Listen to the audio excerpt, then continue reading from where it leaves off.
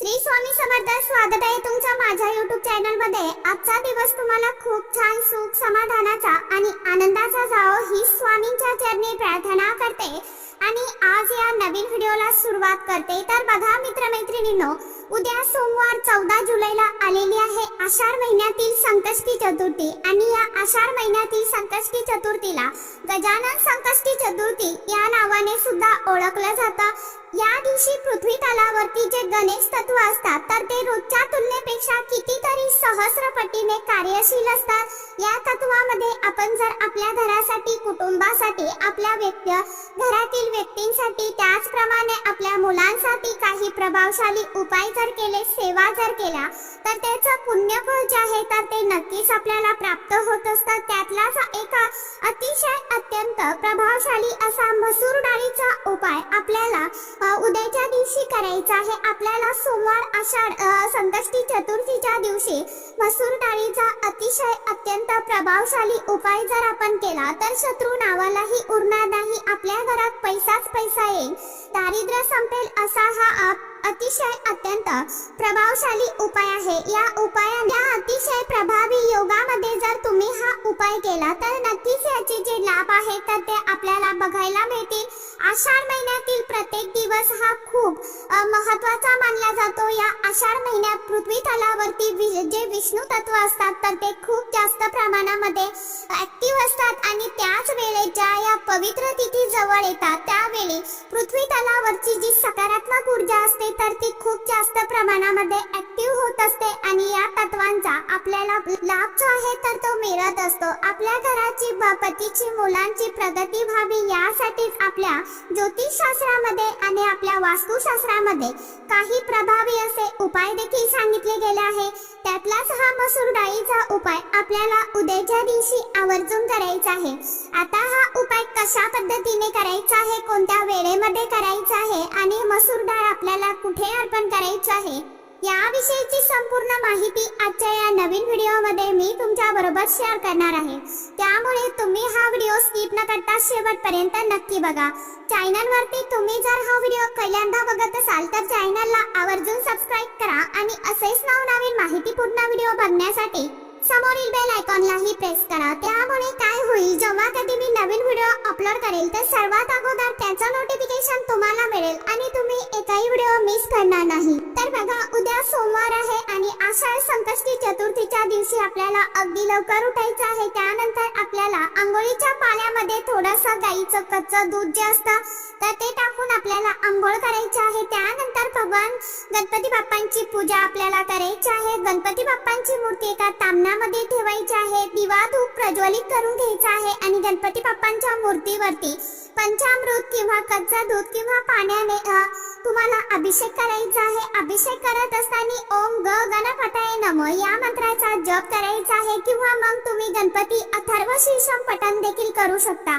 त्यानंतर गणपती बाप्पांची मूर्ती किंवा फोटो जो आहे तर तो व्यवस्थित स्वच्छ धुवून पुसून तुम्हाला एका पाटावरती लाल रंगाचं कापड अंथरायचं आहे आणि त्यावरती तुम्हाला गणपती बाप्पांची मूर्ती जी आहे किंवा फोटो जो आहे तर तो विराजमान करायचा आहे. त्यानंतर गणपती बाप्पांना हळदी कुंकू तुम्हाला अर्पण करायचं आहे, अक्षदा अर्पण करायचं आहे, लाल रंगाचं फूल अर्पण करायचं आहे, धूप दीप अगरबत्ती नैवेद्य अर्पण करायचं आहे. नैवेद्यामध्ये तुम्ही गोड खोबऱ्याचा नैवेद्य अर्पण केला तरीही चालेल, परंतु सकाळ संध्याकाळ श्री गणपती बाप्पांची आरती करायची आहे, 21 दुर्वा अर्पण करायचे आहे. अशा प्रकारे आपल्याला गणपती बाप्पांना प्रसन्न करून घ्यायचं आहे. तर नक्कीच आपल्याला जीवनातील जे काही त्रास आहे तर ते दूर होण्यासाठी लवकर मदत होऊ शकते. तर आता मसूर डाळ जी असते ना तर बघा, लाल रंगाची असते आणि जी मसूर डाळ आहे तर ती कोणाचा कारक आहे तर मंगळ ग्रहाचा कारक आहे. आणि आपला जर मंगळ ग्रह खूप स्ट्रॉंग असेल तर जीवनामध्ये कधीच कोणताच शत्रू हा आपल्याला त्रास देत नाही किंवा कधीच कोणत्याच अडचणीही आपल्या आयुष्यामध्ये येत नाही, त्यासाठीच आपल्याला हा मसूर डाळीचा उपाय जो आहे तर तो करायचा आहे. अगदी साधा सोपा हा उपाय आहे, परंतु परिणामकारक आहे. हा उपाय तुम्ही करून बघा, नक्कीच तुम्हाला त्याचा लाभ जो आहे तर तो होईल. हा उपाय आपण कशासाठी करतो तर आपल्या घरामध्ये जर सतत वादविवाद, भांडणे, कटकटी असेल, त्याचबरोबर घरामध्ये आलेला पैसा हा टिकत नसेल, कोणत्याच कामामध्ये आपल्याला यश मिळत नसेल, आपल्या पतीची, मुलांची प्रगती ही थांबून गेलेली असेल, घरामध्ये आपल्याला शत्रूंचा त्रास जो आहे तर तो जाणवत असेल, शत्रू हा ओळखीचा किंवा अनोळखी असला तरी त्याचा आपल्याला त्रास होत असेल, त्याचबरोबर आपण खूप कष्ट मेहनत करतो, परंतु त्याचं जर यश आपल्याला फळ जे आहे तर ते मिळत नसेल, आपल्याला जर प्राप्त होत नसेल, त्याचप्रमाणे माता लक्ष्मी ही आपल्या घरामध्ये स्थिर राहत नसेल, तर त्यासाठी आपल्याला हा जो उपाय आहे तर तो करायचा आहे. बघा, गणपती बाप्पा जे आहेत तर ते बुद्धीचे देवता मानले जातात. माणसाकडे बुद्धी आली की रिद्धी सिद्धी ही आणि लक्ष्मी ही आपोआपच येत असतात. त्यामुळे आपल्याला भगवान गणपती बाप्पांना प्रसन्न करून घेणं हे खूप महत्वाचं आहे. घरामध्ये एकोपा नसेल, त्याचबरोबर पती पत्नी मुलांमध्ये सतत वादविवाद, भांडण, कटकटी होत असेल, त्याचप्रमाणे घरामध्ये कोणतंच काम करण्याची इच्छा होत नसेल, घरामध्ये सतत आपल्याला अडचणी आणि दुःख आपल्या समोर येत असतील, अशा या ज्या काही अनेक समस्या असतात, तर ज्या काही आपल्या सर्व समस्या अडचणी आहेत ना, तर त्या दूर होण्यासाठी आपण जे काही आपल्या ज्योतिषशास्त्रात आणि वास्तुशास्त्रात काही उपाय सांगितले असतात तर ते करत असतो. आता हा जो उपाय आहे तर तो आपल्याला कसा करायचा आहे बघा, सकाळी तुम्हाला 11 वाजण्याच्या अगोदर हा जो उपाय आहे तर तो करायचा आहे. आता सकाळी जर तुम्हाला शक्य नसेल तर मग तुम्ही दुपारी 4 नंतर जरी हा उपाय केला तरीही चालेल, काही हरकत नाही. यासाठी तुम्हाला काय करायचं तर थोडीशी मसूर डाळ जी असते तर ती घ्यायची आहे. आता त्याचप्रमाणे मसूर डाळ कुठेही म्हणजे फुटलेली किंवा तुकडे झालेले नसावी, साबूत मसूर डाळ जी आहे तर ती आपल्याला घ्यायची आहे. त्याचप्रमाणे देवघरामध्ये धूप दीप अगरबत्ती आपल्याला लावून घ्यायची आहे, कारण अग्निदेवतेच्या साक्षीने केलेले उपाय हे नेहमी सफल ठरत असतात आपल्यासाठी. आणि मसूर डाळ किती घ्यायची आपल्याला तर 1 मूठभर मसूर डाळ घ्यायची आहे. त्यानंतर आपल्याला 1 प्लेट घ्यायची आहे. प्लेट ही तुम्ही प्लास्टिकची सोडून इतर कोणतीही घेऊ शकता, काही हरकत नाही. स्टीलची घ्या, तांब्याची घ्या, पितळेची घ्या, कोणतीही घेऊ शकता. त्यानंतर तुम्हाला त्यामध्ये 1 स्वस्तिक जे आहे तर ते कुंकवाच्या सहाय्याने काढायचं आहे. त्यावरती आपल्याला हे जे आपण मसूर डाळ घेतलेली आहे तर ती डाळ तुम्हाला त्या स्वस्तिक वरती ठेवायची आहे. त्याचप्रमाणे आपल्याला त्या डाळीवरती 1 दिवा जो आहे तर तो लावून घ्यायचा आहे. देवघरामध्ये आपण दिवा प्रज्वलित करून घेतलेला आहे तर तोच दिवा तुम्हाला त्या डाळीवरती ठेवायचा आहे आणि आपल्याला थोडासा गुळ सुद्धा सोबत घ्यायचा आहे.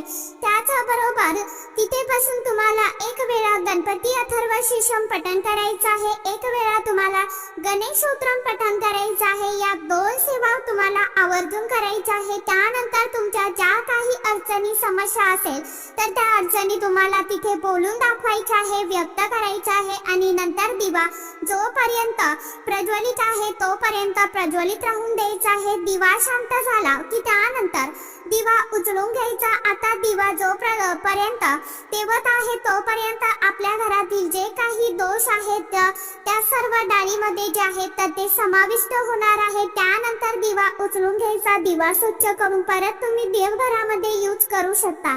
डाळ आणि गूळ जे आहे घेतलेलं होतं तर ते घेऊन तुम्हाला तुमच्या जवळपास तिथे कुठे गाय असेल तर त्या गायीजवळ जायचं आहे आणि गायीला देखील हळदी कुंकू लावायचं आहे.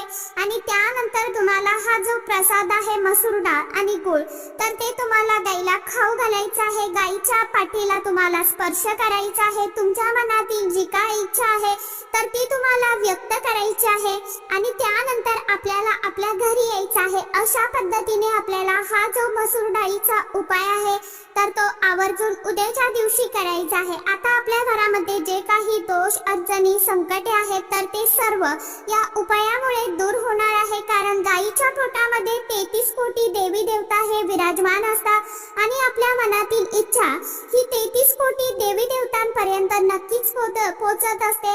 तर असा हा उपाय नक्की करून बघा, तुम्हाला छान अनुभव नक्की येईल. उपाय करत असताना फक्त मनामध्ये श्रद्धा ठेवा आणि उपाय नक्की करून बघा. केलेल्या सेवेचं उपायांचं फळ जे आहे तर ते काहींना लवकर प्राप्त होत असतं तर काहींना वेळ लागतो. फक्त उपाय करत असताना आपल्या मनामध्ये श्रद्धा असणं गरजेचं आहे. आपला विश्वास त्या उपायांवरती सेवेंवरती आणि आपण जो उपाय करतो तर तो कोणत्या देवासमोर करत आहे त्या देवांवरतीही आपला विश्वास असणं हे खूप गरजेचं आहे. म्हणून मनामध्ये श्रद्धा ठेवा, विश्वास ठेवा.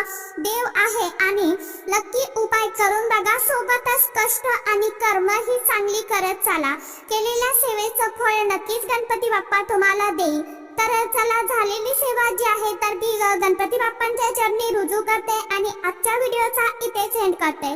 तर आजच्या व्हिडिओमध्ये इतकीच माहिती होती. कशी वाटली नक्की सांगा. व्हिडिओ आवडला तर चॅनलला आवर्जून लाईक, शेअर, सबस्क्राईब जरूर करा.